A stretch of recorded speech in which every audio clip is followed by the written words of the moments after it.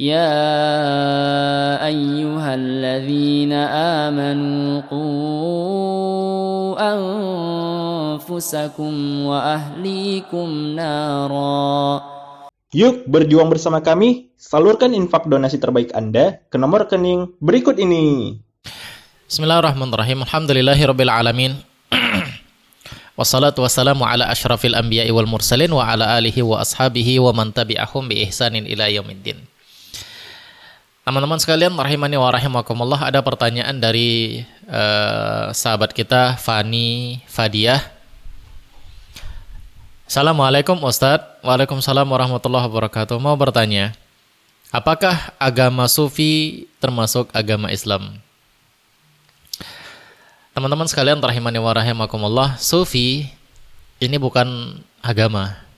Iya. Ini salah satu sekte yang ada di dalam Islam.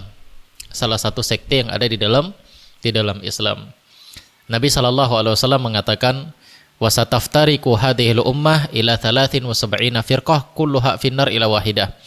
Akan terpecah umat ini menjadi 73 kelompok, satu yang semuanya mereka diancam di dalam neraka kecuali satu. Para sahabat bertanya, siapa mereka ya Rasulullah? Manhum ya Rasulullah? Nabi mengatakan, ma'ana alaihi al-yamu ashabi. Mereka itu adalah seperti aku dan para sahabatku yang berjalan pada saat ini. Nah, ini dia ikhwan fillah rahimani wa rahimakumullah.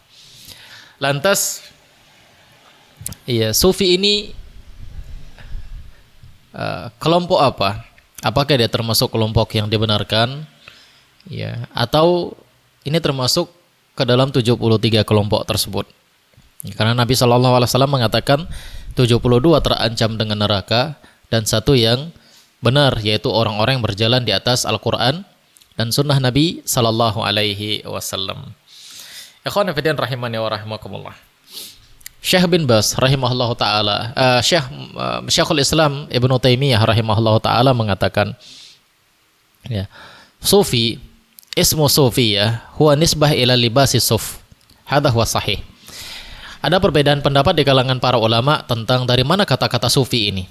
Ya, dari mana kata-kata Sufi? Maka Syekhul Islam Ibnu Taimiyah mengatakan, Sufi ini diambil dari orang-orang yang membiasa memakai baju suf, baju yang terbuat dari wol. Jadi mereka zuhud terhadap urusan dunia. Mereka lebih mengambil kepada akhirat, meninggalkan harta benda, meninggalkan kesenangan-kesenangan dunia, memakai pakaian-pakaian yang terbuat dari wol.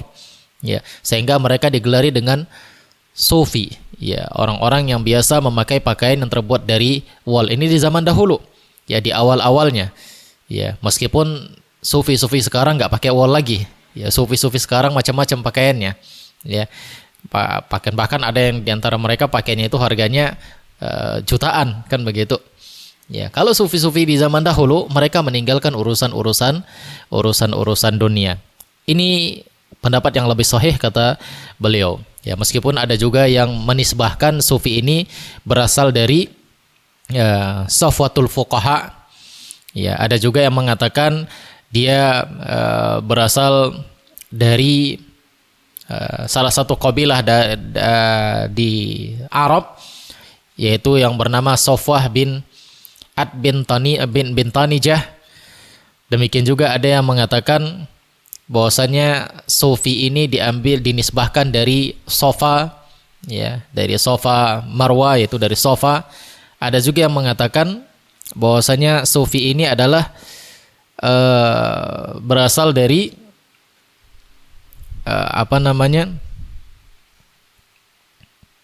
dari Saf. Qila ila safil muqaddam baina yadillah, ya, berasal dari saf terdepan, ya.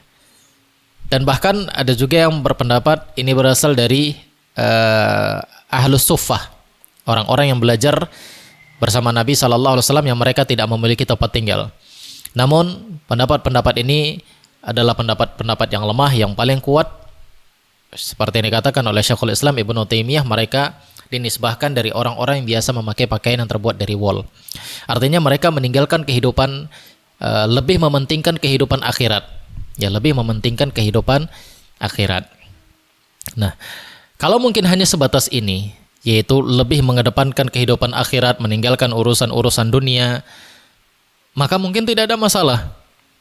Ya, zuhud dalam urusan dunia. Karena sufi-sufi yang awal, mereka cenderung zuhud kepada urusan dunia. Namun akidah mereka, manhaj mereka berada di atas manhaj Ahlus Sunnah. Ya, akidah mereka berada di atas akidah Ahlus Sunnah.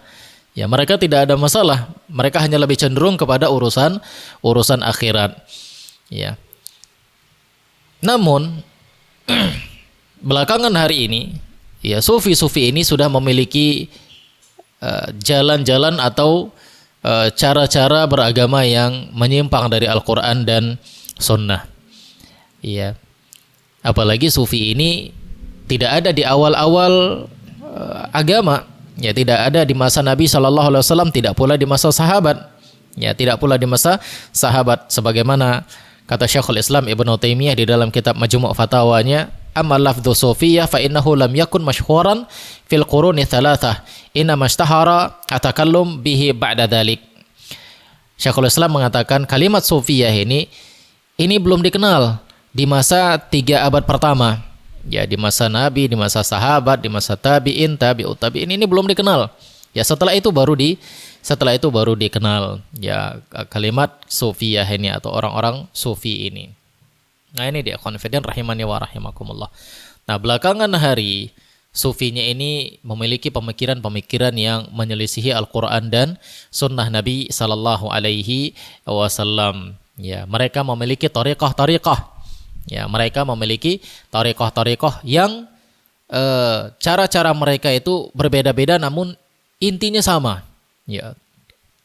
Inti ajaran mereka itu sama. Ya, mereka membagi-bagi agama ini dengan ada yang syariat, kemudian ada yang tariqat, hakikat dan ma'rifat.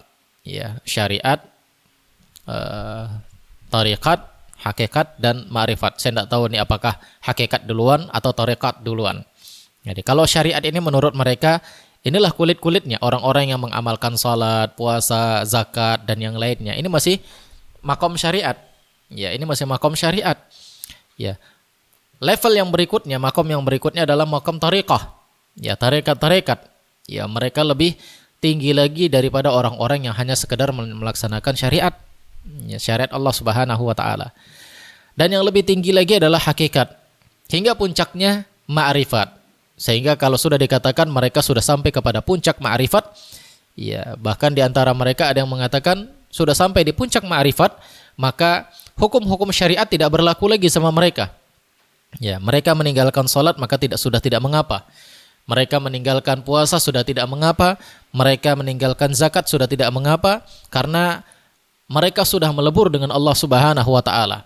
Mereka sudah melebur dengan Allah Subhanahu wa taala. Makanya kita tidak heran kalau ada orang-orang yang menjadikan wali-wali, menjadikan orang-orang gila sebagai wali. Ya, menjadikan orang-orang gila sebagai wali. Dengan alasan apa? Mereka mengatakan, ini wali kami ini, dia sudah melebur dengan Allah Subhanahu wa taala. Dia sudah melebur dengan Allah Subhanahu wa taala. Sehingga kewajiban-kewajiban yang lainnya tidak menjadi wajib bagi dia lagi. Nah, inilah penyimpangan-penyimpangan orang-orang sufi. Ya, orang-orang sufi yang belakangan hari berbeda dengan sufi-sufi awal yang umumnya mereka hanya cenderung kepada akhirat. Ya, adapun akidah mereka, ya, manhaj mereka masih tetap mengikuti manhaj di atas manhaj salaful ummah. Ya. Nah, ini ikhwan fillah rahimani wa rahimakumullah. Syekh bin Baz rahimahullahu taala, beliau mengatakan, ya, di dalam fatwa beliau, laisa lituruqis sufiyah aslun fi syar'i fi ma na'lam bal hiya muhdatsah wa bid'ah munkarah, kata beliau. Beliau mengatakan tarekat-tarekat yang ada di dalam sufi, ya, kita tahu banyak tarekat yang ada di dalam sufi. Ada tarekat Syahrawardiyah, ada tarekat Naksabandiyah, ada tarekat Jistiyah, dan tarekat-tarekat yang lainnya. Ya, banyak tarekah yang ada di dalam sufi. Dan tarekah ini diambil dari nama pendiri-pendiri mereka, artinya diambil dari orang-orang yang mengajarkan cara beragama mereka. Ya, seperti Naqsabandiyah ini berasal dari seseorang yang bernama An-Naqsabandi. Ya, demikian juga Syajariyah, Syahrawardiyah dan yang lainnya. Nah, Syekh bin Baz mengatakan tarekah yang ada di sufi ini sama sekali tidak ada asalnya di dalam syariat. Setahu kami, kata beliau, tidak ada asalnya di dalam syariat. Bahkan ini adalah perkara muhdats. Ya, ini adalah perkara muhdats, ini perkara baru, dan ini adalah bid'ah yang mungkarah. Ya, bid'ah yang mungkarah. Nah, ini kata Syekh bin Baz rahimahullahu taala. Ya, untuk lebih mengenal tentang masalah sufi, coba silahkan baca buku atau kitab yang ditulis oleh Dr. Ihsan Ilahi Zahir. Ya, demikian juga untuk mengenal tentang sufi ini, mungkin kita bisa melihat tulisan Al-Imam Ibnul Jauzi rahimahullahu taala di dalam kitab Talbisu Iblisnya, bagaimana hakikat sufi ini sebenarnya. Nah, demikian ikhwan fillah rahimani wa rahimakumullah. Jadi sufi itu bukan agama. Sufi ini adalah aliran yang ada di dalam Islam, namun belakangan hari aliran ini menyimpang dari Al-Quran dan Sunnah Nabi Sallallahu Alaihi Wasallam. Ya, ini dia ikhwan fillah rahimani wa rahimakumullah. Wallahu ta'ala a'lam. Nyatat, nanya Ustadz. Anda punya pertanyaan tentang agama, hukum, dan ilmu? Yuk, ajukan pertanyaan Anda ke nomor berikut ini. Jazakumullah khairan.